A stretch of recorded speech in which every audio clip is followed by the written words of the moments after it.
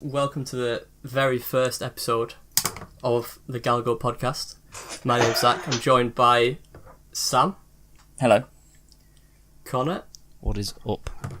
And Mr. Brad, otherwise known as Praetor Bradius. I see I get a title.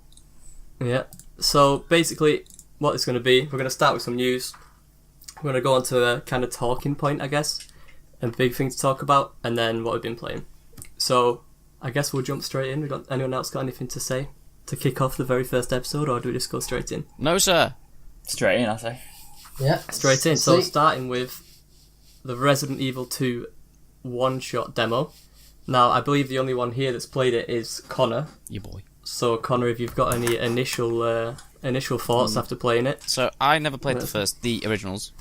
Yeah. But I've watched speedruns of it. So that's all I knew going into it. It's really, really good, though. I don't like scary games, and it's really good. Yeah. It's like, I don't know, it's atmosphere is amazing.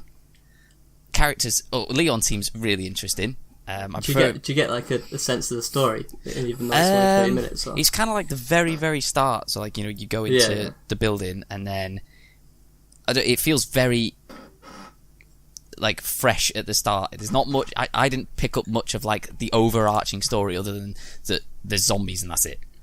Yeah. But it does feel like there's definitely more to it. But it feels so much like, like those old games where it's like,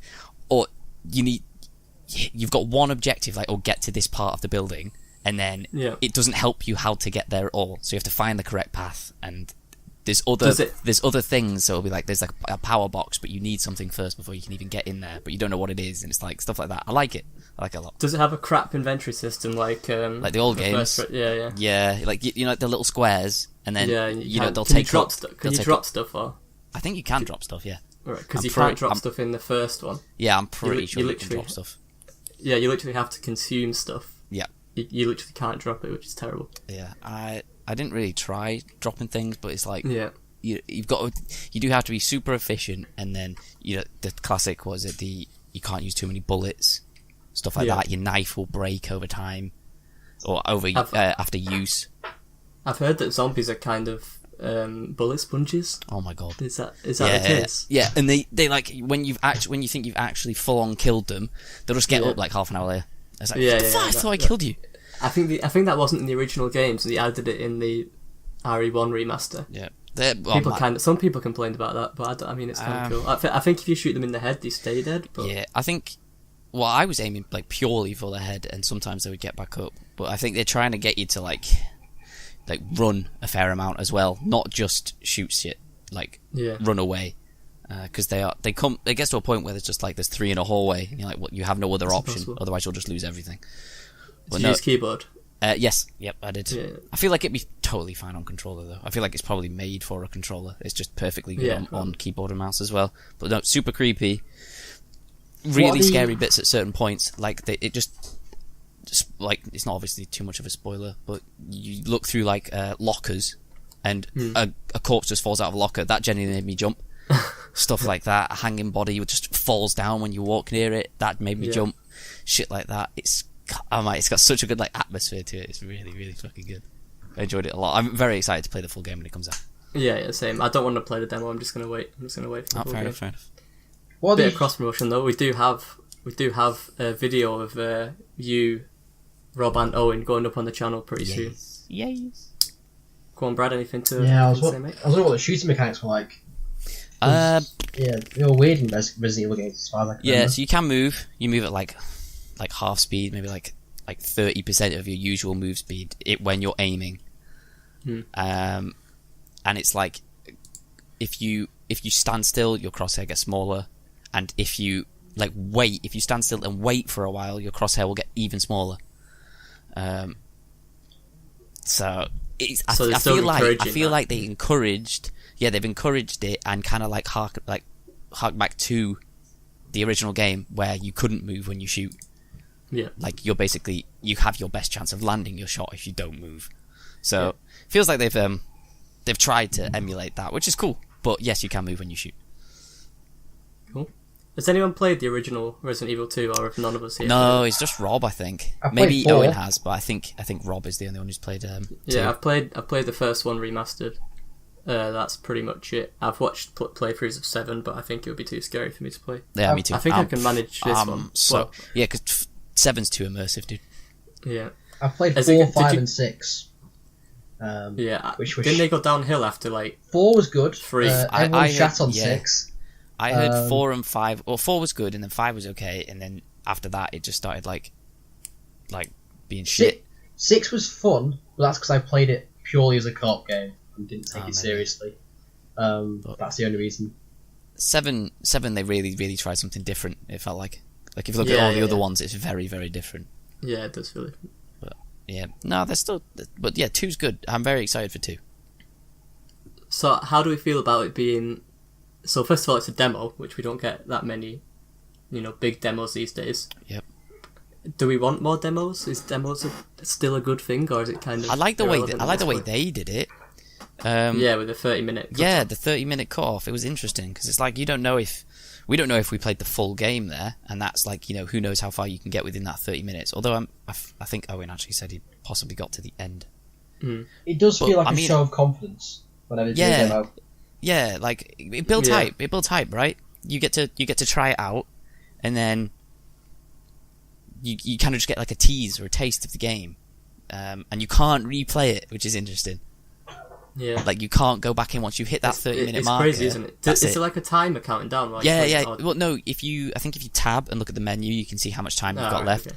And also, there's achievements. You get an achievement when you hit 20 minutes, and you get an achievement when you hit 25, cool. And then the screen just fades to black when you finish the game, and then the trailer plays. But no, yeah, as Brad said, it's looks like a show of confidence. Like they know people are excited for this game, and they're proper building hype for it. Yeah. It's very good. Sam, are you interested in any Resident Evil 2, or are you going to completely avoid it like you do almost every game? I don't know. Horror games aren't normally my thing because I never really find them scary. Like jump scares for me get old quite quick. So it's like horror movies. Jump scary though. I don't think it's too much jump scare. Yeah, but it's like I always have the problems with horror games. Once you see what it is. So after 20 minutes, and sort of it's like not that scary anymore. And when it's not scary, it loses it. Maybe. So I'm always wary of horror games.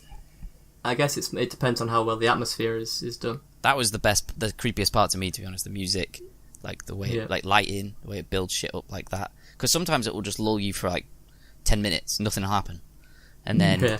And then it'll hit you and stuff like that. Out. But it constantly builds. I don't know. I think if you don't like them, which I don't either, I think this might be the one to give a chance. Yeah, I just know Outlast. I tried Outlast. I think is the first horror game I proper tried. And at first I was like, "God, this is scary as hell." But then it's like the guy just keeps coming and keeps coming and keeps coming. And it gets to the point where you think, will you just go away, please? Yeah. I think the thing is with Outlast is it was on the back of Amnesia. I thought it was that kind of style, and this one you can fight back, which makes it less scary. When you can fight back, it's less scary. Like the scariest game I played was Amnesia when I was much younger, but the scariest part was the fact you couldn't do anything. Yeah. This one you can fight back. Yeah. I like it. So it's a thumbs up. Yes. Very much hyped for the actual game. Fuck yeah. When's it come out? End of this month. It's around the same time as Kingdom Hearts 3. Oh shit, yeah. It's like the same week, I think. Oh wow, that's annoying. So it's a pretty heavy week. Right. Cool. Big week on Twitch. So, big week on Twitch. Next story, Bungie leaves Activision. It kind of takes Destiny with it, I believe. So I don't think anyone here actually plays. I feel like Sam's the kind of guy that reads up on this shit. Sam, do you know about this? I don't. I know that they get to take Destiny with them. So Destiny belongs to Bungie, but at the same time, I don't know how much control Activision had over Destiny. Well, I same as any other publisher, right? I guess they kind of have final say on what goes in. Yeah. I'll read this. I'll read this article, a bit of this article from IGN. It's Mr. Colin Stevens, just to give a shout out. So it says, Bungie and Activision are parting ways after entering a publishing agreement in 2010. with Bungie maintaining publishing rights to the Destiny franchise. They said, with Activision we created something special, debatable. To date, Destiny has delivered a combination of over 50 million games and expansions to players all around the world. Following this 8-year run, Activision has transferred publishing rights for Destiny to Bungie, allowing the developer to fully control and publish its own property. So, basically, it's completely with Bungie now. Bungie aren't partnered with, they don't have a publisher, because obviously they were with Microsoft before, and then they moved to Activision. Yeah, they moved to Activision to make Destiny. I think it was like a 10-year deal initially. Oh, right. So I think it's been 8 years or 9 years. So they stopped it a little bit early, but I mean, almost got there. I feel like Destiny's one of those games that everyone just kind of shits on. Yeah, it's got like its player base, right? Which is super dedicated, and then everyone else hates it, pretty much. I think it's sort of telling the fact that Activision have basically said, you can keep it. Yeah, they didn't fight. They didn't fight that much for it. I guess. If they wanted it, they'd have kept it. It was a money bag, though, wasn't it? Yeah, but you've got to remember that Destiny 2 was bad enough that they had to give it away for free on PlayStation 4 to get people to play it. Oh, yeah. Didn't they give it to... I have it for free on... And PC, yeah. Thingy. Yeah. They released it kind of at the same time as the DLC, the Forsaken DLC, like to kind of make people want to buy that. Yeah, because again, it was a case of, the DLC's made it good. Yeah, but I don't think that enough. With the first one. Yeah, but I don't think enough people bought the DLC for the first one to realise that. I certainly didn't. I got so debated in the Forsaken King. People were saying it was like, it's so good now. Forsaken King has made the game so good. I remember playing through it, and I was like, I don't know, man. I thought it was like pretty much the same, a bit better than the base game, but like, I wouldn't be like, oh yeah, Destiny's saved, boys. Yeah. I just remember playing the first one, and I did the story with my mate in like a day, and I was like, is this it? That was a big problem. Like, they kind of sold it as it was this huge story with a huge world. The darkness, or whatever it was. Yeah. And what an enemy. It turned out to be the most vague story ever. And then they had Peter Dinklage as well. Oh, he's a wizard from the moon. And he got replaced. Yeah. Because he was so bad. I gotta say, though, the gameplays, I feel, from what I played Destiny 2, how Division should have been. Well, I mean, it's Halo, guys, right? If anything, shooting in Halo's you fun. would expect it to be good. Yeah, the gunplay shooting is fine in the game. I can't go back to it. That's the least. No, I can't either. The least of my issues is the actual the gunplay in the game. Yeah. I think that's perfectly fine. The classes were cool. There's just not a lot to do, and I don't think that Activision is kind of. Everyone's saying, "Oh yeah, there'll be no microtransactions," but I never really thought that sort of stuff was a problem in Destiny. I didn't notice it was just the content, ever. I thought. It was just the same shit over and over again, and there wasn't much of it. I don't think there's a single point where I even noticed microtransactions, unless that is something that comes in towards the end. I didn't ever notice it. No, neither did yeah, I. I mean, neither did I. I'm sure they exist, but I can't even recall where they are. No. Maybe it was maybe Activision rushed them into releasing the games too early or something. I don't know. Maybe that's a problem. I feel like it was probably like you could buy engrams or something with money. Yeah, possibly. So you didn't have to find them. At least cosmetic stuff. Yeah. So what do you think this means for Bungie? Do we think they're going to stick independent? Do you think they're going to go for another publisher, or they might? I don't know. They might there's try still a name, something, right? Yeah, they have a name to go solo if they wanted it. Yeah, but you would think they have the money for it. Yeah, but I mean, if they sort of want to risk it. So they've taken Destiny, so they have that. That's it, right? Yeah. They don't have Halo anymore. No, they don't have Halo. They don't have Halo. Although, like 343 did a decent job with Halo. They just messed it up on other parts. It's like they didn't make the game worse. They just made like Halo 5's biggest problem is you don't want to play as a guy that isn't Master Chief. Like, why are we playing as someone that isn't Chief? We've been playing as Chief for like a decade. Why would you suddenly change that for 70% of the game is not Chief? To be fair, I feel like Reach and ODST weren't terrible. No, I really liked them both. ODST was like Halo if you were a human, which was kind of interesting. That was Bungie, wasn't it? Yeah. Wasn't it? Yeah, that was Bungie. Reach was Bungie's last one, I think. And I really liked Reach too, because it was like finding out the origins of Halo. Yeah.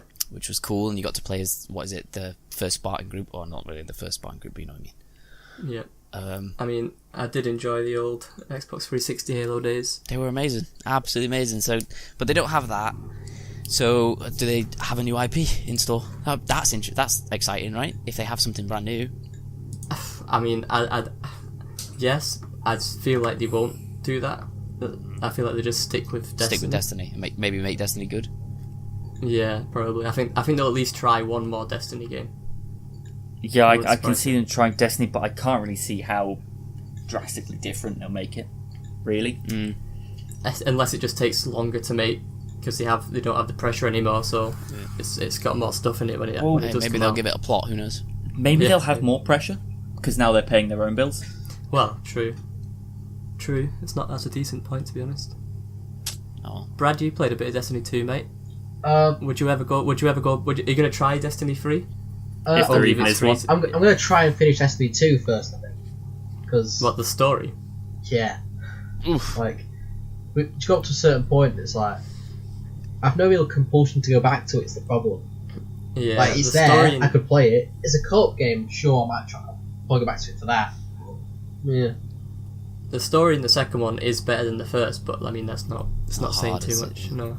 I don't think I even bothered with the story in the second one. I think I've just gone through the missions trying to level up to catch up with people, but then just skipping every cutscene because of how disappointing the first one was. I feel like I got swept up in the hype of Destiny 2. Like, people were saying, oh, it's going to be good. Like, it's actually a good game now. I got it, and it's basically... there were some changes, but it felt like a step back from Destiny 1 plus DLC. Yeah. And I think that's what a lot of people thought as well. So we don't think... Do we think Destiny 3, let's vote on it, do we think Destiny 3 will be good? No. Be okay. Yes or no? I reckon okay. No. Well, I think it's Brad, a better chance than you can't sit Destiny on the 2. fence, Brad. You've Okay, got to give us a yes or no. no. I'm going to say no also. The thing is, though, I don't know if it's a no or if it's not well, our thing, I think, is probably a better fit. Yeah, that's what I'm thinking. We're being a bit unfair. It does have I an audience. personally don't think this whole attempt to mix an MMO and a shooter works.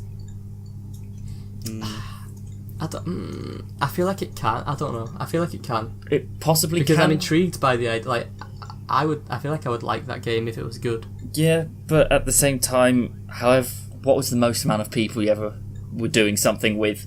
That might be the problem. It might be designed for too small scale. The raids are like 6 people, aren't they? So it's and it doesn't. Every person doesn't feel that unique, really. Like, you can sort of have different, whatever the certain, like, ability things were. But at the same time, you've got, like, 3 different kinds of guns. And then you've got 3 odd different kinds of, like, the secondary weapons, whether they're, like, rocket launchers, sniper rifles, whatever. At the end of the day, it's, like, it's not that much variety.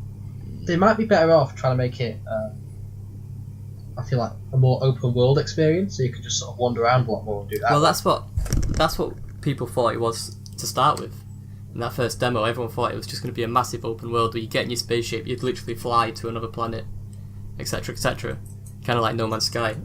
But if it was like a shooter World of Warcraft, it could probably work. Something like that. Like, if it decided that's to follow, a big open world. So. If it decided to follow other sort of MMO conventions, it might fit better. Yeah. Oh well. I mean, we'll see. Spaceship loading screens, lol. Woohoo! Customize your spaceship. All it does is change so you can what see it looks like in the loading screen. Slightly different loading screens. Maximum squad size of 3, which is odd compared to every other game out there. What do you mean squad size? What was it? Fire strike teams? Yeah. Oof. Is that what it's called? Oof. Fire teams. Yeah. Big oof. I mean, I'm not gonna get it day one. If this hypothetical game comes out. I was gonna see if it goes free again. I'll see how it looks, and then we'll determine from there. Maybe Bungie being solo will be better. Who knows? What'll happen? It'll be the same thing. It'll come out. People will hype it for about a week, and then you'll get the Reddit community just going mental at it again. Yeah, probably saying it's broken game, it's bugged, and every reviewer. Well, yeah, but that's just how the world we live in, I guess. Yeah, classic. Yep. Alright, next story. Division 2 is skipping Steam. How do we feel about this one? Personally, don't really care for the Division 2 or Division at all. But isn't it because, what was it, Epic Games Store, right? Yeah. That's big. Yeah, so basically, Epic are launching their own game store, obviously led by Fortnite, but with a bunch of their own games to kind of compete with Steam. So this article here on Polygon by Mr. Michael McWhirter says, Ubisoft and Epic Games are teaming up to bring the publisher's PC games, including The Division 2, to the Epic Games Store. Division 2 will be semi-exclusive to the Epic Games Store. It'll also be available on Uplay, but it won't be on Steam. Ubisoft were asked by Polygon, and they said, we have no plans currently on releasing Tom Clancy's The Division 2 on Steam. So basically this is because Epic offer 88% of revenue to developers, whereas Steam start with around 70%. So I guess it's kind of a no-brainer. In my head, it doesn't sound like that at all. Well, it's not a no. It's not how it sounds like. It sounds like a deal. The only reason it would be semi-exclusive for the Epic Games Store is because it's a deal. Because if you think Epic are paying Ubisoft? Yes. Really? Yes. I don't think that. Yes. Well, because they're not going to be able to do it for Assassin's Creed. Division it's a Ubisoft game. People are going to buy it. But at the same time, if you're not going to put it on Steam, then that either means you're putting it on your own platform only, or someone's paying you to put it on theirs. Maybe. Well, do you not class paying it as they are getting more revenue from sales? But then there's also a very large potential for a loss of revenue for not being on Steam.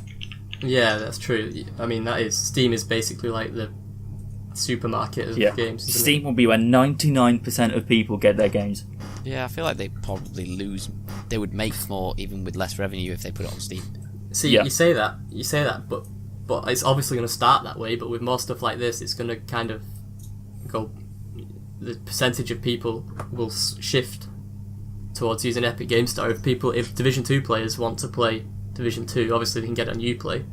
But in other examples, it's only available on the Epic Games Store.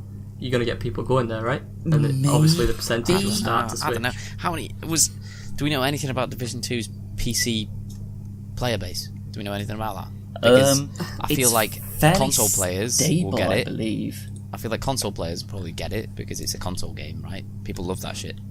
And then, like, I don't even know if PC players are even interested. There's got to be an audience for it. Like, I mean, the first one was a fine game. It was kind of, it got better, I think, as it went on. I've got to say though, there is one small funny little fact here. It's coming out on Ubisoft, like Uplay, and on the Epic Games Store, and we all just subconsciously ignored the fact it's on Uplay at all because no one wants to use it. Well, yeah, no, if it's the choice between Uplay and the Epic Games Store, I'm going to Uplay. Really? Yeah. Well, why? It doesn't work. Yeah, but I have other games on it. I've got other games on it. I've already got friends on it. Yeah, Epic, I guess. I don't know. I sort of don't want to give them my money, really. No, but you got to remember that it's Fortnite, right? So loads of people are on Epic because of Fortnite. Yeah, but how many people on PC that will be interested in The Division Are interested in Fortnite? Are exclusively on the Epic Store? I don't think anyone's exclusively on the Epic Store. Yeah, I don't think anyone's exclusively. They're just on Fortnite. That's the only reason they're on Epic Store is because of Fortnite, and the player base of Fortnite is so goddamn large, it probably encompasses a fair amount of people that would play Division. That's my thought as to why they would even think to put it on Epic. And either way, the Epic Store will still force you to launch it through Uplay, probably. Yeah. Which makes it redundant. Yeah, that's the worst part. So you may as well just get it on Uplay. So yeah, you may as well just get it on Uplay. Because I have a decent amount of... I basically have like every Assassin's Creed game on Uplay, some Far Cry games. And I don't buy them on Steam. For some reason, I auto-buy them through Uplay because I hate the fact that Steam launches it through Uplay. Yeah. So I just don't bother, I just go straight to Uplay. Yeah. Which I wonder is what people are going to do here. Mm-hmm. Okay, I've taken a look for average players for The Division. Yeah. Yeah, but it's years after release now, like. Yeah, and it's fluctuating quite a bit. So December is obviously going to be higher, where it's just under 5,000 on average, but peaked at 13,000. But then each month it seems to peak at around lowest at 5,000 in November and October. And there's points where it goes up to 15, 20, even 30,000 within the last year. So it's not a dead game. Yeah. It's not big though, that. It's not big, but you've got to remember when it came out. Wait, is that Division 2? 1. Oh, sorry, No, Division. Sorry, yeah, sorry. First one. Like the latest, including the latest DLCs and stuff. That's nearly 3 years old now. So for a 3-year-old game, that's not bad. Maybe. I don't know. I mean, it's not the first game. I think there's Hades from the people who made Bastion and that other really cool game, Transistor. What, are they not on Steam? Yeah, that's only on Epic Games Store. Oh. And The Walking Dead final season got resurrected after Telltale shut down, and now you can only buy it on the Epic Games Store. I don't know, maybe it's better for smaller companies, smaller devs. Oh yeah, because they're getting more revenue. So I guess it would be. Like, I'm sure they've done some kind of like maths on like if they're gaining more through increased revenue or through Steam, whereas but also at the same time, Steam's got so many games on it. They probably also think, what if it just gets like washed away with all of the shite that gets put on Steam? I can see smaller studios feeling that way. Yeah. So maybe it's a good thing for them, but I mean, like, for me, it's kind of a put off to put anything on Uplay. Yeah, I just want everything on one. Yeah. So, like, in my opinion, I don't think it's going to become like a huge trend where everyone is moving to Epic Games. Steam will still be the hub of video games on the PC. Yeah, I think so. But, you know, if it's giving smaller people more money, that's fine. I'm happy to buy stuff through Epic Games, the launcher. Just don't redirect me through Uplay. Yeah. I feel like it's a Ubisoft game, but it will. So I feel like another risk of it, though, for the smaller people, is that are you going to browse through the Epic? Are you going to browse through Steam or the Epic Store? Steam. Yeah, Sam's right. So if you're exclusively on the Epic Store, I am not going to see you unless you've gone viral for some reason on YouTube or whatever. I'm not going to see you. Yeah. So it says in this article that it's additional select titles will also be on the Epic Games Store from Ubisoft. Do we think that they go as big as Assassin's Creed only not on Steam? Maybe after a while, too big. If after all of this they like, it's all like a test and they consider all of this and see how well it does, maybe the next one could. Who knows? Yeah, that's possible. I feel like it could be like a testing ground. I feel like Assassin's Creed is almost always like top seller on Steam for a long time when it comes out. Yeah, you always see it on there. Yeah. Surely they don't want to drop that from Steam. Doesn't after the whole Epic Store like percentage cut, isn't there now a new system with Steam where the more sales you get, the bigger a cut you get? Yeah, I believe so, but I don't think that it reaches as high as the 88% from the Epic Store. It could still be more worth though. Well, yeah, if you're getting a bigger audience. Yeah, I feel like the exposure and like if the maximum even then is 80 or 70, then well, it starts at 70, so you would think it would go. So if it goes up to 80, that 8% I would say is worth the exposure to lose out on. Really? Yeah, possibly. Yeah, possibly. Yeah, I mean, it's interesting, but I don't think it's going to be like a huge takeover from Epic. Yeah, I don't think it's going to rock the boat. Nah, not yet. Just good for the small boys. That's pretty much all the interesting news this week. So we're going to move on to the main talking point for this week, which is, as it's the start of the year and our first ever podcast, it's going to be what we're looking forward to most in 2019. So I mean, I'm happy to start if anyone else. Now you go. Go quick. So I mean, this is a tricky one because we don't have that many announcement dates, and the game that I'm going to pick is not even announced at all, but it is Pokemon 2019. I feel like strong choice. So this game is coming out this year, right? It's 100% coming out this year. I really hope so. It has to, and I feel like I bought my Switch for this game, even though I bought a Switch like 2 years ago or something, a year ago.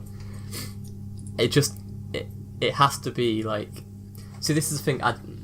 people are saying they want it to be like Breath of the Wild. I don't think it's going to be anything like that.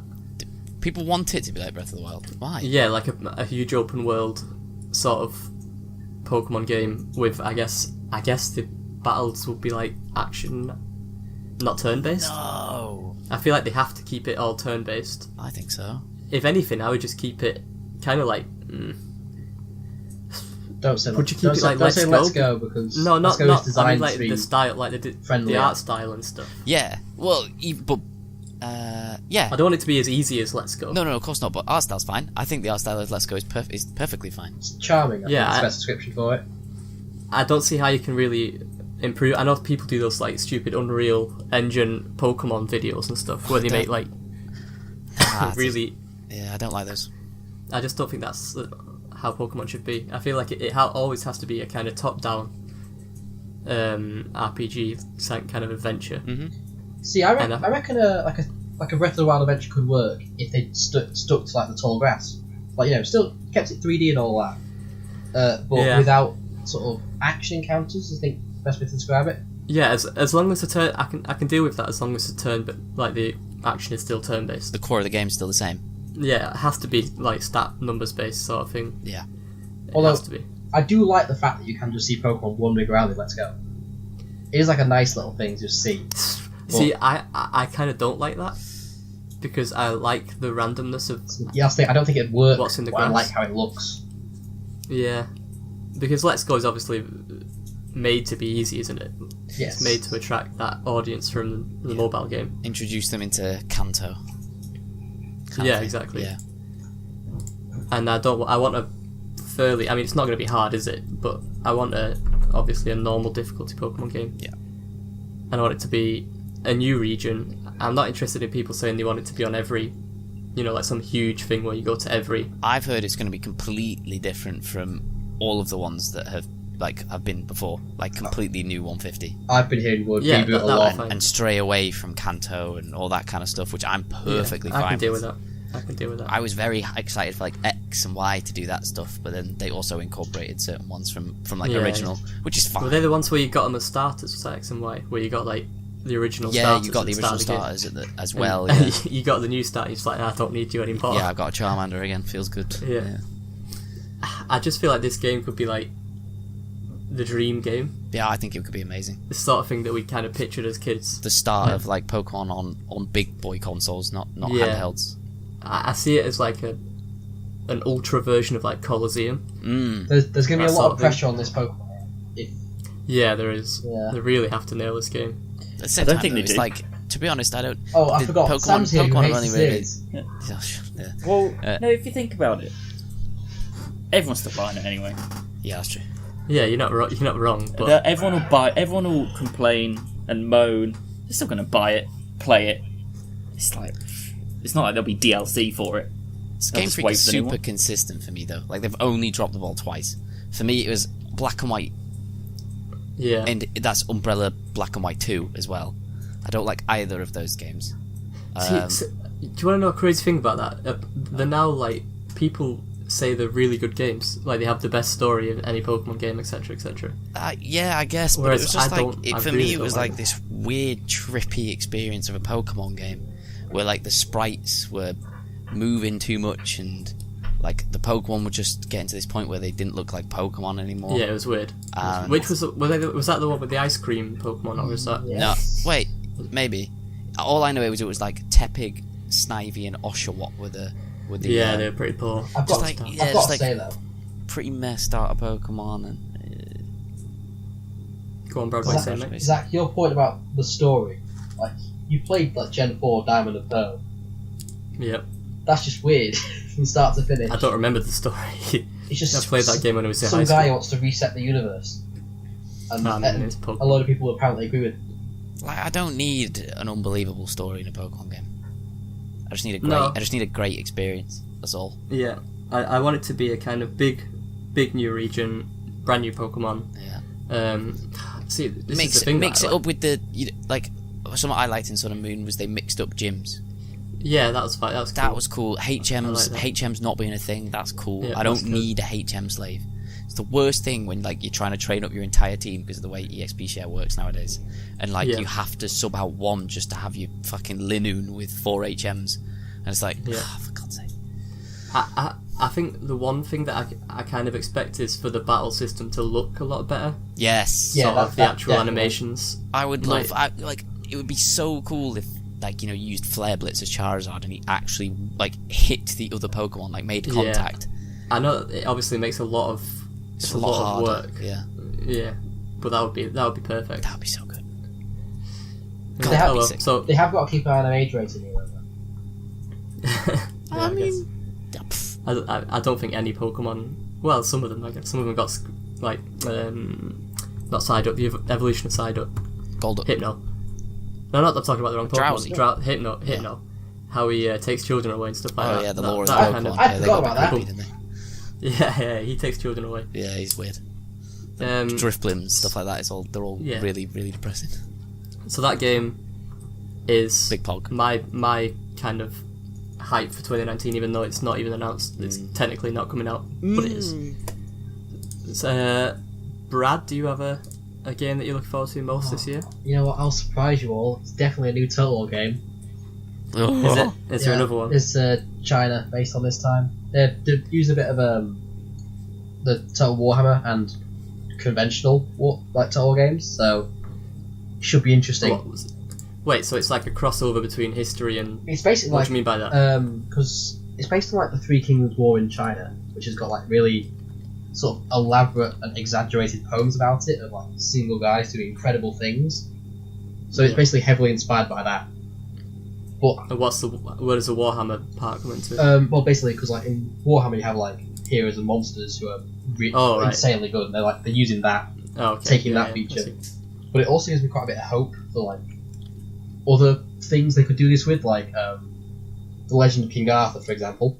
That's a famous one they could probably do it with. They could do it with the Iliad, which is so in the other Total War games, apart from Warhammer, they don't have like heroes and like cool units like that. You have like elite units. You have a general, but if your general is hit by a cannonball, he dies. Where in this thing it's more like or in Three Kingdoms, it's more like you just sort of bats the cannonball aside like a karate ninja, and looks pretty cool unless you get hit by 7 when it'll die. The only ones I've played of those are the Warhammer ones. I mean, they're cool. Kind of a bit overwhelming. Yeah, they do require, it's a hard series to sort of start with because there's so much you have to. I think strategy games in general, I think, are hard to start with because you've got to micromanage so much.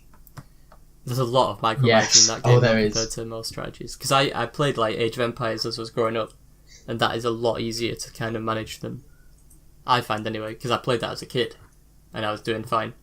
That's another game that I'm not looking forward to. See, I have hope. I know it's a bad developer apparently, but I have hope. I like Relic.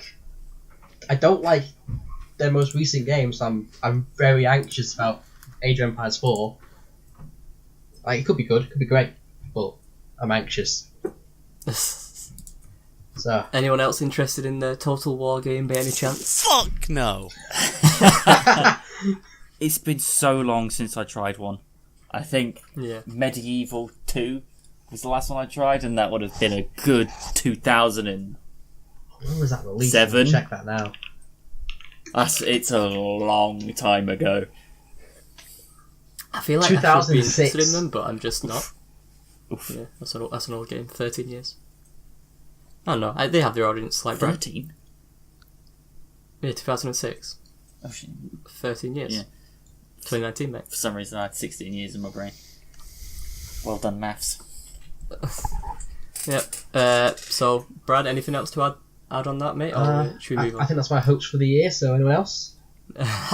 That's it. Brad's hopes for the year are resting on that's fucking bleak, that, mate. One game that's coming out in I'll play almost everything that's interesting. Oh wait, I'm looking forward to Fire Emblem. I forgot about that. No, you won't. Just in case you listen to this and you're kind of wondering what everyone plays on, Brad refuses to buy a PlayStation 4. So unless FF7 comes out on it.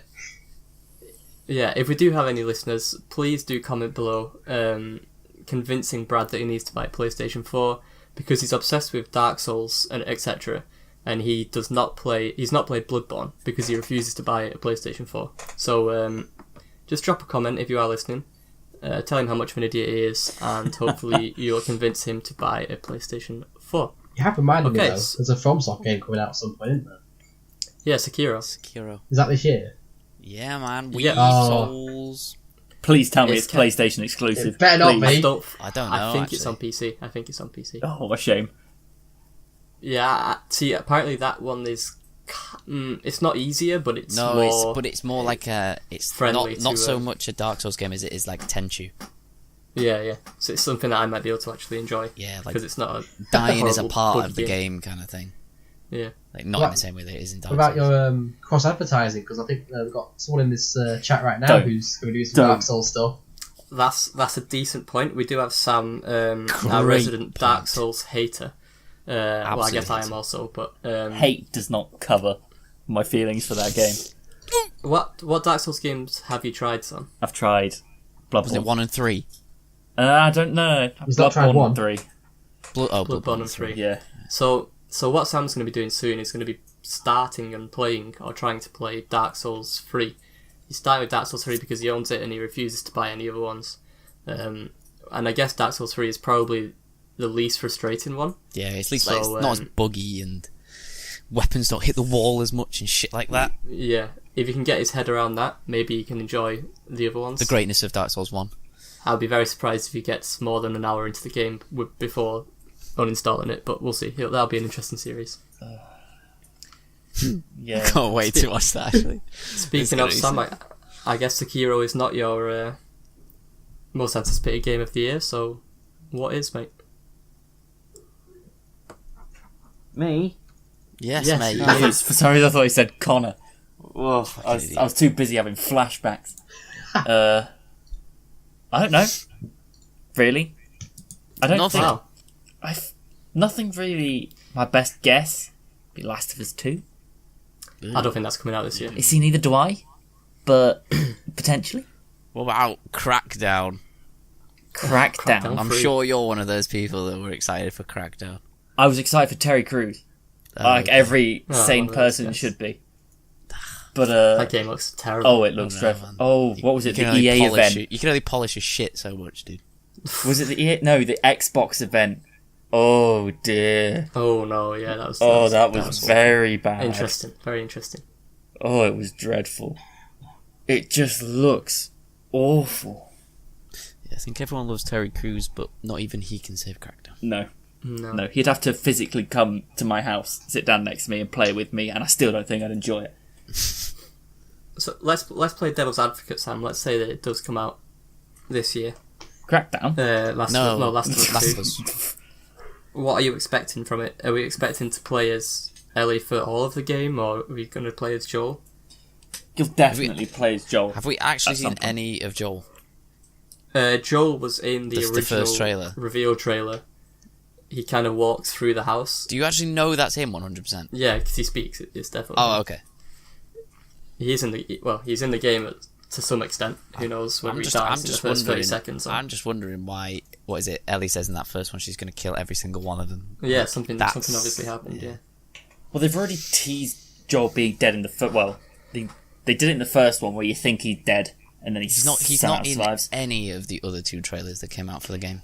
No, but No, he's not. one of the trailers didn't even involve Ellie at all. I don't think.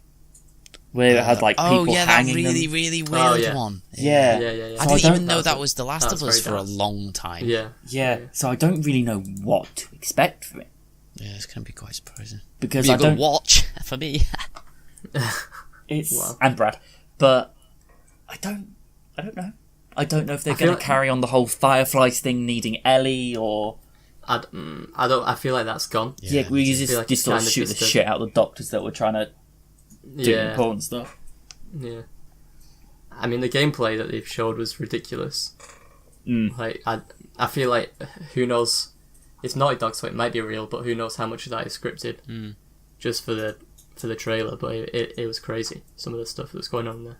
So, I'm hyped, obviously, very hyped. Yeah. when's it coming to cinema then? Oh, you're too. So moving on Yeah. to... Hang on. I've got potential games to be excited for. And there's two things here. Brad might get excited about. The other one, none of you will give a shit about. The one none of you will give a shit about. Oh, some Civ 6 DLC next month. Oh yeah, you fucking killed me. The game is dead to me. Weather systems and Sorry, what? Oh, yeah, tsunamis and stuff like this. Oh, it's gonna be glorious. Isn't that like an RNG? Have they literally just added RNG to the game where you can just get destroyed by a tsunami? Well, no, it doesn't get. It doesn't get destroyed or whatever. Can my ships now get closer to you? I don't know if it. This is where I don't have all the information on it, but it might just be it sort of floods the tiles for a little bit, disrupts production, blah blah blah. Or isn't every turn in Civ 10 years? Something like that, yeah. Something like 10,000 years. Surely a tsunami would be one frame of the turn. Well, but at the same time, it sort of scales on where you are. I guess everything you do in that game is scaled with. So, yeah, because as you get closer to the modern age, the years are less. Yeah. But in the older ones, if the map you're in, if overall as a group of countries you use too many nukes, the sea level would rise. Yeah. So I don't know if that'll be a part of it, because that would be interesting. Because this person has lots of coastal cities. If I just use however many nukes at the North Pole or whatever, all of their cities will be underwater. Would be the most troll way to ruin somebody. It would be fantastic. So funny to watch, so horrible to be with. Yeah, and there'd be nothing they could do. Although I think you can build tide barriers or something like that. I don't think it would stop it. So that's one of the things I'm interested for. Then the one Brad might be interested in is, I believe, EA have got a little studio remastering some Command and Conquer games. Ooh, after you have piqued my interest. These are very stinky shouts. Some of them. Yeah, these are awful. No, what? The last Command and Conquer mobile. Don't. Yeah, it was. Don't bring that one up. Okay. That one doesn't exist. Sorry.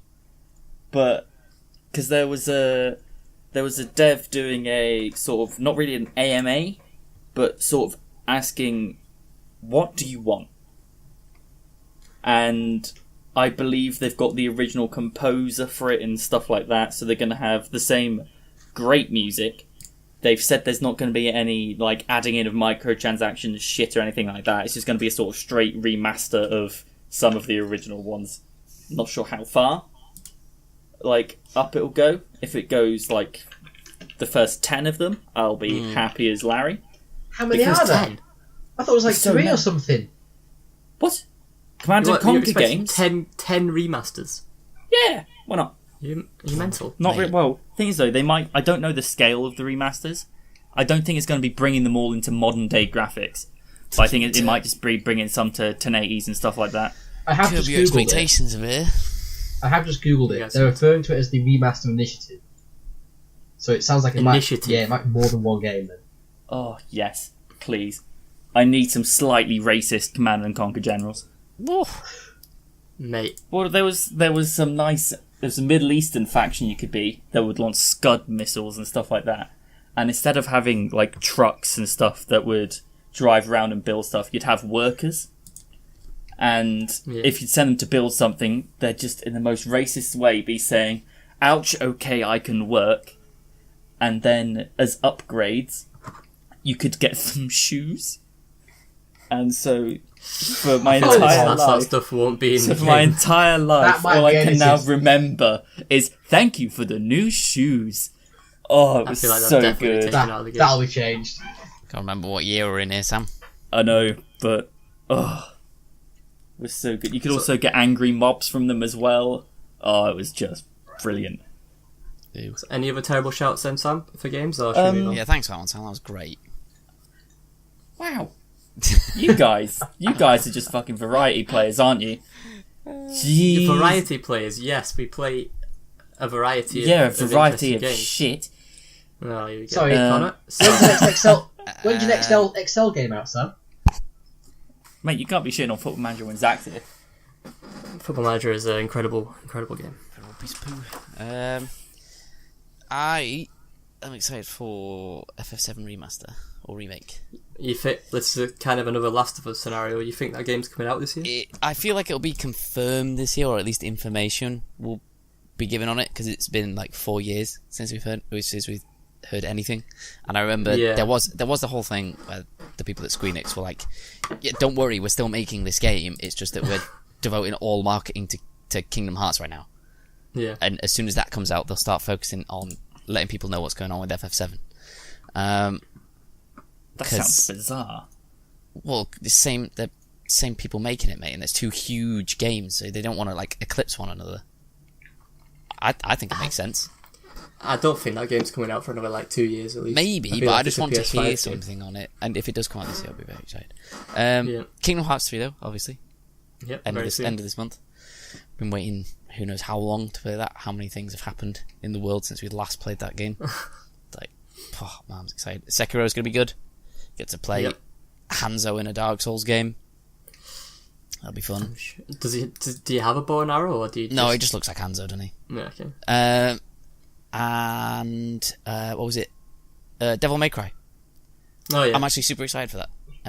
It looks cool. I've never really played the Devil May Cry games. It's just like in the same way that like Bayonetta's fun. It's you know, you have the crazy characters. It's just a lot of fighting, but it's got combo systems to it, which is really fun.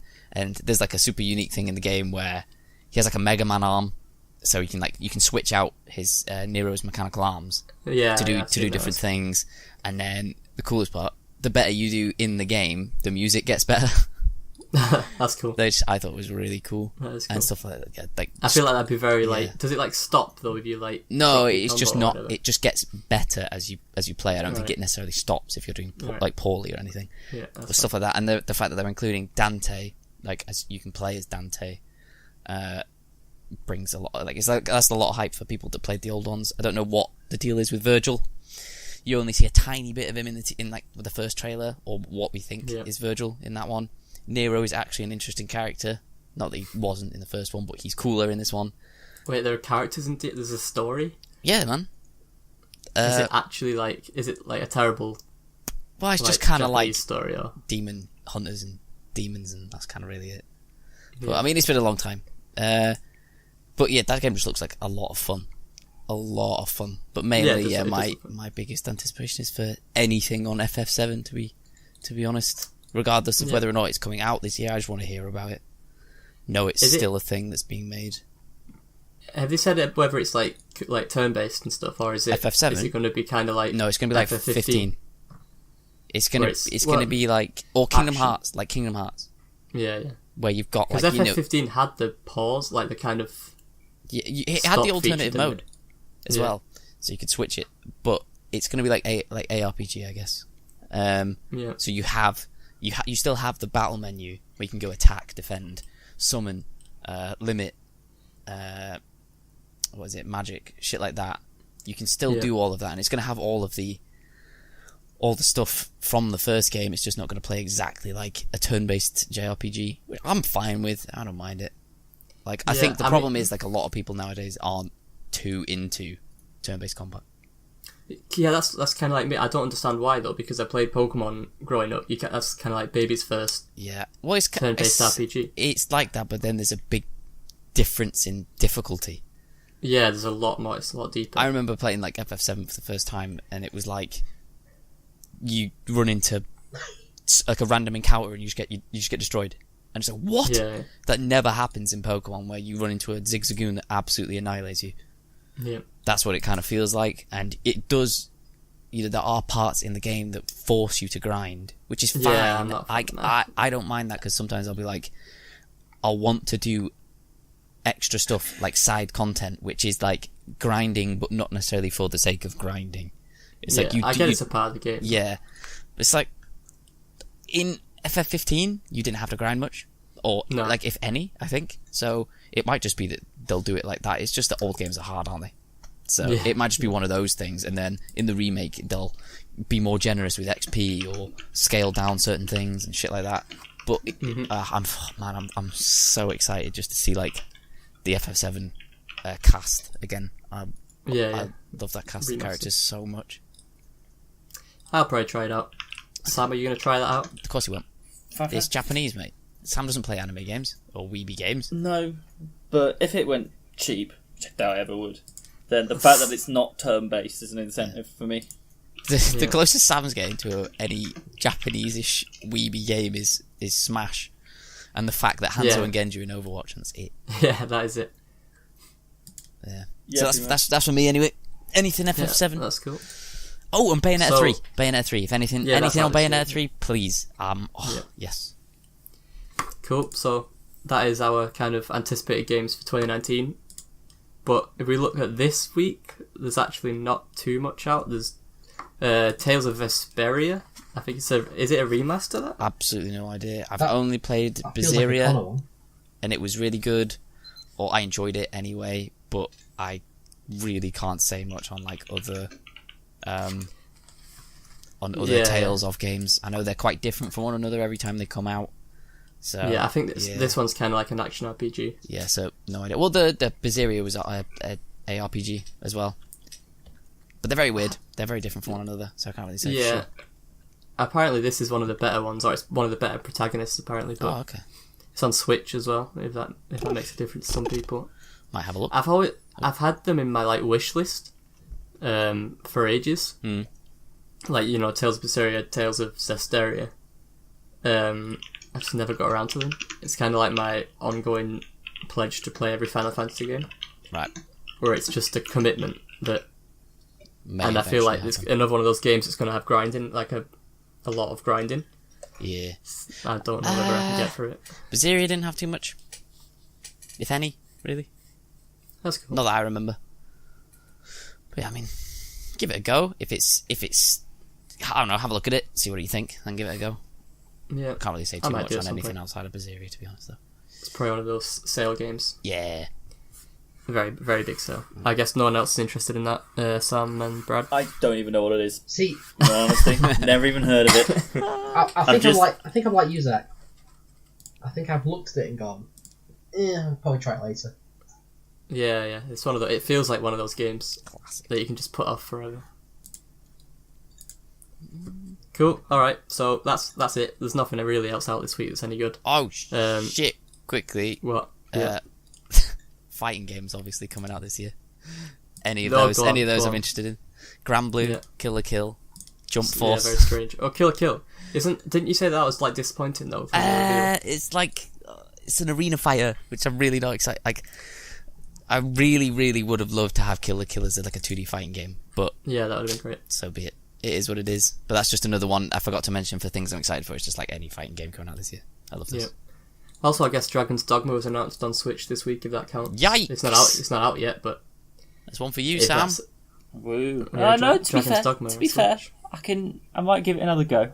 Rob gave his opinion on it about 22 times. He loved it. He hated it. Thought it was the worst game ever made. Thought it was great. 10 out of 10. Game of the decade. Worst game ever. He said your issue was fast travel, Sam. My issue was because there wasn't any. He says he's found loads. No, it's the DLC introduced it. Yeah. Oh, it's DLC, right? Yeah.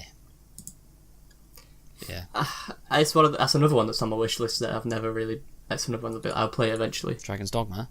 Yeah, I hear mixed things all the time. I don't know. I didn't really like it too much. When it first came out, it was probably like 2010ish. Climbing all over stuff seemed really cool, and it was. But not being able to fast travel made me mad. Guess what else you can climb all over stuff in, Sam? Oh, what's that? Zelda Breath of the Wild. Okay, that's nice. As a new owner of a Switch. Yes, it'll be once I've done my Amazon order. It'll be in there. But speaking of Switch purchases, I've looked at what Tales of Vesperia is, and I will certainly never be fucking touching it. Why is it not your kind of game, mate? God no. I didn't think so. No, just no. Didn't think so. Oh, I've just checked. Fucking Rob was playing Sphinx of the Cursed Mummy not long ago. It's coming out on Switch this month. Wow. What the hell? Oh, Zach, mate, where's your research on games coming out? Oh, why? What else? Well, I mean, why would he note this one? Why would he note that? The only reason I saw it is because Rob was playing it. I don't know. I'm not the researcher here. I only put good games, or relatively good games, on this list. You're not like century-old ones. Why are there any? No. So that's it. We may as well move on to what we've been playing. Sam, So Sam, basically, a bit behind the scenes info for you. I put this list to kind of like people to fill out of what they've been playing so we can talk about them. Sam put about 100 games that he's played this week. He calls us variety gamers, but he's actually been playing about 1 million games this week. So yeah, well, some of them he's played for about a minute. Yeah. So Sam, do you want to pick 2 maybe to talk about? Pick 2. Well, I'm not going to pick Smash because that's going to be an overall one that everyone's been someone else can take Smash. Overwatch, I'll leave for another day. Stardew Valley is Stardew Valley. I bet you played about 5 minutes of that. Excuse me. I'm in my second year. He spent so long on it on the Switch. I keep seeing him on it every so often. Yeah. Suck on. It's a good Switch game. I do have it on Switch as well. Then let's see. You got a smidgen of PUBG or PUBG. Oh, yeah.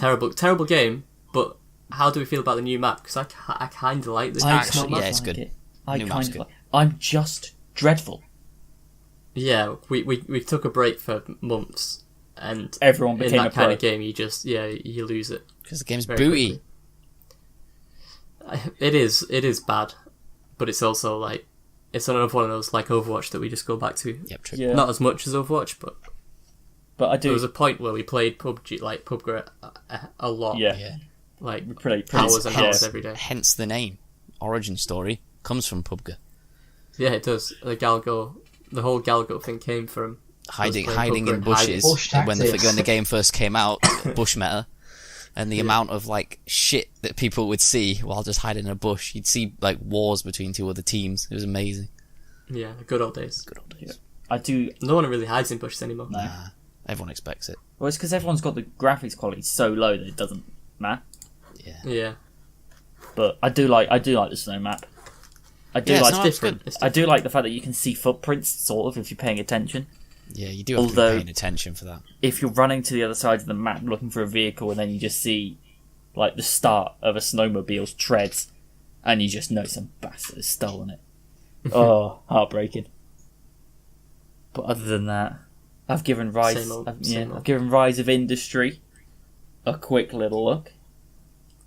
I'm guessing that's just another Sam game where you build a city. It's not building. You basically build up your own industry and then supply it to cities.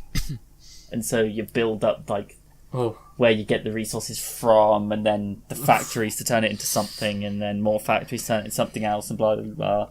Then you're competing with other companies, and then at the same time you can upgrade cities and stuff like that, and by providing them with certain stuff that they need. And it's a nice little early access game. Cost me all of early access. Yeah.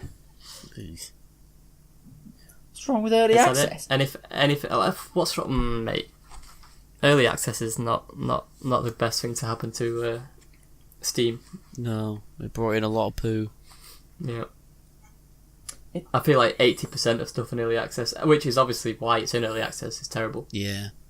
At least 80%. A lot of it's like, feels like a lot of it is YouTube and Twitch bait as well. It'll be like some really shit game, but because it's so memey, like it just brings in viewers.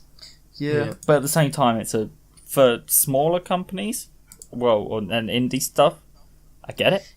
Yeah, but at the same time, because of all this memey crap, it's like you kind of feel harsh on the ones that are actually trying. Yeah. Because they kind of get overlooked. Yeah. But yeah, so is the way of Steam Greenlight. Or Steam Early Access. Did DayZ finally leave Early Access like last month? I don't think so. I don't think... Yeah. No, I think it did. I think it actually did. Maybe it did. Maybe it did. I feel like it's not really... finally finished. I feel like it's still dead in the water, though. Oh, yeah. It is. 100%. Probably. It probably got a little spike from saying it's completed, but it's still probably dead. See, the crazy thing is, though, I still want to play a game like that. Yep. That's kind of like a cooperative open world game where you scavenge stuff. There's not really been one that's good, which is crazy. What is it? Like how popular DayZ was. Scum. That's the next one, right? Didn't we do the Forest? The forest was good. Decent. The forest was decent, but it's not that kind of thing where you'll meet another player just randomly and they'll be like, take your trousers off, and then they'll feed you bleach and take you and then handcuff you and stuff. My only problem with stuff like that is that other people are assholes. Yeah, 100%. Yeah, they're yeah, brutal yeah. in those games. So like, Because it's funny for them, right? Yeah, if it was friendly, I'd love it. But that's why I don't like games like Rust, because you Rust can't is go a nightmare. offline. Because if you want to keep your stuff, if you go offline, you've lost everything. Yeah, people just rob it. Also, like, the people that sweat those games, they'll have like a fort, and then you have no chance against them.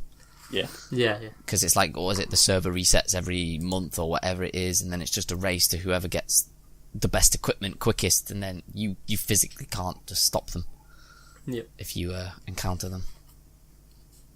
Oh well, Yeah, maybe one day we'll get a good one. Those games are a bit scary. Brad, anything you've been playing that's interesting? You've got here Kingdom Come Deliverance and Smash. I've got a grudge with Kingdom Come Deliverance. Go on. Basically, like it's been I'm told on launch it was pretty bad, so I got it recently in the sale. It's fun. I enjoy it. The combat's good, but everyone was angry at the saving mechanics originally, and I wasn't angry at it until the game crashed. Because basically I've been doing the save and quit function for about 4 days. So I feel like that game crashes. Well, it used to crash a lot. That was one of the complaints about it. It's only happened to me once so far. But basically, I've been doing save and quit for 4 days in a row. I'd finally got to a bed to save the game properly, and as I arrived at the bed, the game crashed. So either it has saved it just as it crashed, or I've lost 4 days of gameplay, and I don't want to find out which it is. 4 days? Yes. For in-game days? No, or for for real life days. What? Oh, no. Oh, so you're saying it would actually corrupt a save? No, because it only... when you save and quit, it's like a temporary save. Because you have to use stuff that you buy in game to make a proper save, and because they're really expensive, and I don't have much money. Damn! I have to Well, you have to pay to save. Yes, this is one of the main issues with the game. It's weird. It's weird. Oh, you can get a mod. You can mod it out, but the base game. Yeah, That's insane. Other than that, it's been enjoyable. I like it. It's different. Like, I'll have a random encounter with 5 bandits. I'll win. I'll feel good about myself, and then one guy in armor will turn up and end me. But other than that, it's quite fun. Also, archers are terrifying at my point in the game, because one guy will be terrible at close combat, but every time I attack him, I'll take 5 arrows to the face. It's one that I've played for like 2 hours, 3 hours. I always say, I'm going to play it, and then never do. It reminds me of a Bethesda game, which had me kind of interested. Yeah, I can see that. it. That's a good comparison. I don't know. I was just looking at the UI and the health bar and the stamina bar and the compass. And... It is just as buggy as a Bethesda game. Yeah, it's kind of like a cheaper. Yeah, it's just like a Bethesda game, but not in a fantasy setting, but in medieval England. Yeah. I don't know. So you've also got Smash in here, but yes, I guess we can. As we've all been doing Smash, I'm saving that till the end. We'll let Connor lead. We'll let Connor lead with that one. A fighting game pro. Yeah. So, bit of background. Give us a background, Connor. First ever podcast. You kind of fighting game. You are the fighting game guy in here. Going to fighting games. Second year of uni. I forget what year that is. Street Fighter 4. Towards the end of Street Fighter 4, and then started playing SF5, and then just played every fighting game that came out since then. Was it not the biggest fan of the NRS ones? I don't mind them. I think they're fine. Just certain parts, certain things of them just annoy me, like animations and stuff like that. So that Street Fighter is just mastered is hits feel so fucking good, really impactful. Dragon Ball FighterZ, the best worst game ever made. Notoriously, Connor is very good at this game. Well, I'm alright, but the online is the most fraudulent experience on the planet, so I don't really know how good I actually am. But I've reached, for anyone who plays the game, Super Saiyan Blue, which is pretty high ranked. It's probably top 3% now, if I'm guessing how long people have been playing the game since I stopped and stuff like that. But it's a fun game, but there's so many things that I hate about it, like Super Dash, as I'm sure you've all heard me be annoyed at before. I don't like things that eliminate neutral game. Isn't that R2? Yeah. Yeah, that's the best move in the game. So it just dashes you straight at your opponent, and there's one move for every character, that beats it, but input delay, online lag. It's like you can know that an opponent's going to super dash and you still won't, and you'll still get hit. You know it's coming and you'll still get hit. Stuff like that avoids neutral in fighting games. I just fucking hate. But so Smash wise, whew, how are we feeling? I adore that game. What a game! I'm fully addicted to Smash Ultimate. I have played Smash since Smash. Was it 64? Used to go over to a friend's house and play 64 all the time. Yeah. Played Melee a lot. I still love Melee. I love watching Melee. I don't play it, but I love watching it. Smash Brawl wasn't the biggest fan of. And then Wii U it was alright. It was okay. But Ultimate, I've really, really got into Ultimate, and it's like the first game that everyone in the Discord has got, and it's like, oh man, yeah, it's such an enjoyable game. It's weird because it's one of those games that's kind of got the facade that it's a technical fighting beginner friendly game sort of thing, with this extremely or it's an easy game. Yeah, but it's actually a very. I think it's one of the most a lot to technical. learn in the game. Yeah, I wouldn't really say it's a facade of being a fairly easy to learn one, because I've played it for a week now, a bit more than a week, and I'm doing all right against people. Well, I've beaten Conor a few times, probably through a lot of luck, and the fact that Ganondorf is just a god. But I don't feel like. Don't get me wrong. I feel like I'm completely and utterly incompetent. But I'm not getting dominated because of it. The thing with Smash is it has that its element of fun is like so like strong in the game. Mm-hmm. It eliminates the fear factor that fighting games commonly have, like in Street Fighter. You know, you need there's timing to combos, right? You have to know, you have to do this, then this, then this. You can't just dial it up. Whereas in Smash, it's like the combos at most anyway are like, excluding characters like Bayonetta, are like 3 hits for a combo in a Smash game. Otherwise it's all just resets and tech chases, which are like, you know, you can do and it's hard to do, but you can still do it and it doesn't feel as unapproachable as like, oh yeah, you've got to hit this one within a 3-frame window. Shit like that sounds scarier to a newer player than just like, oh yeah, when you do that, just follow up with jump up air. Sounds much easier, right? But that game's sick. It also feels a lot more like, because the only fighting game I played is Soul Calibur, and Smash feels far more responsive to everything I do. Like if someone hits me, I don't feel like I'm confined there for 5 minutes. Well, Soul Calibur's like, because it's a 3D fighting game, like Tekken, things are slower in those games to compensate for like 3D movement, I believe. So it's like the fastest move in Tekken is like 10 frames. Which is pretty long in a fighting game. If you think the fastest move in Street Fighter is 3 frames, and there's moves in Smash that come out in 1 frame. So like the game is faster, and therefore it needs to be more responsive to accommodate that. Where Soul Calibur is slower, but also like more punishing as well. Like shit hurts in Soul Calibur. Like it really hurts, and when it bullies you, if you're not good, you'll get fucking bullied in that game. The weird thing for me is that I prefer like Injustice, because maybe it's because of the combos. It feels more satisfying to me when I can figure out like how to do something with a character. Whereas in Smash, I'm kind of, I guess there is obviously you can learn it, but I'm kind of more balls to the wall, just see what happens. Yeah, or learn one move that's ridiculous and just do that over and over again, which works in our like brawl sort of. That's like the thing. That's the thing with Smash, right? You can play it in either 2 ways. You can play it like a tryhard, like I do, or you can just have like a lot of fun with the game. Yeah. You can play it. That's why, Sakurai hated Melee for a long time, because it became this incredibly technical game with like it's. I don't understand how people still play that game like at the level that they do. It's really hard. And then Brawl was like in opposition to that game, like dash dancing, which was dashing forward and backwards really quickly to bait out what your opponent was going to do and mix them up. They added a trip mechanic, so if you did that, your character would fall over and you just get a punish. So it's like I think he hated that and wanted it to be a party game and a fun game, but now has kind of embraced the fact that Smash is like the definition of a community driven competitive game.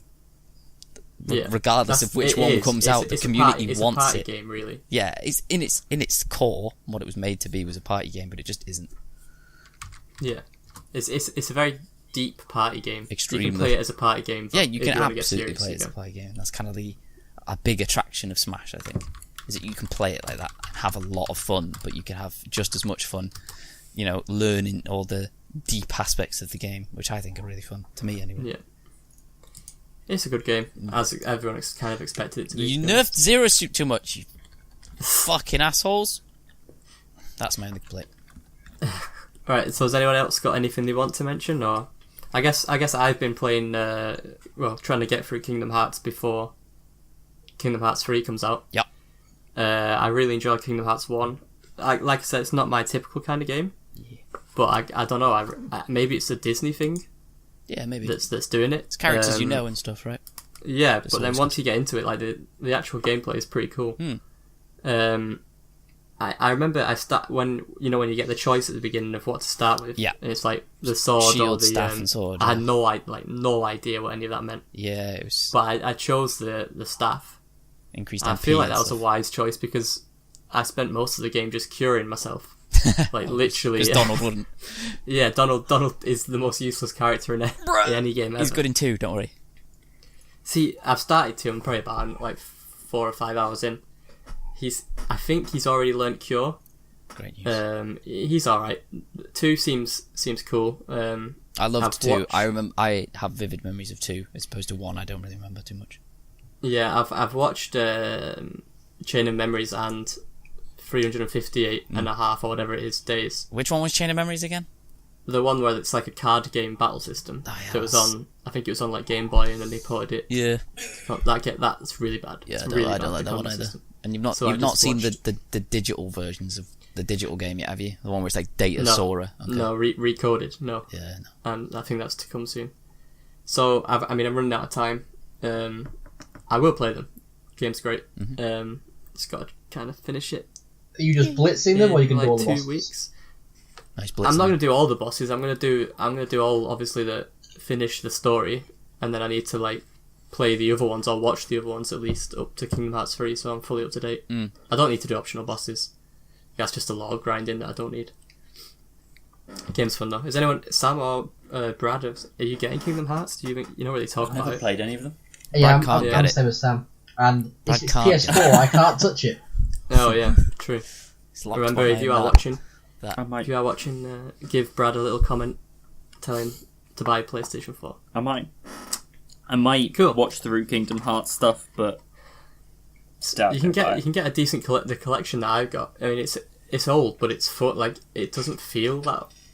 It feels good for an old game. Poorly. No, exactly. Yeah, it feels as 2 especially like it plays a lot better. 2's like, how old's 2 at this point? It's like at least 10 years or so, right? Oh, yeah, older than 10 years, like 12 or 13, I think. Yeah. Cool. Oh, so at this point, usually, if people actually do start listening, this is where we kind of go through some comments, have a discussion, maybe have an argument with you, the listener, about some terrible things that you say in the comments. I've met you guys. So maybe. Yeah, if you do want to comment something, feel free. Or tweet us at the Galago Boys. This podcast will probably go up to YouTube on Monday the 14th, maybe the 15th, but the general day will be Thursday.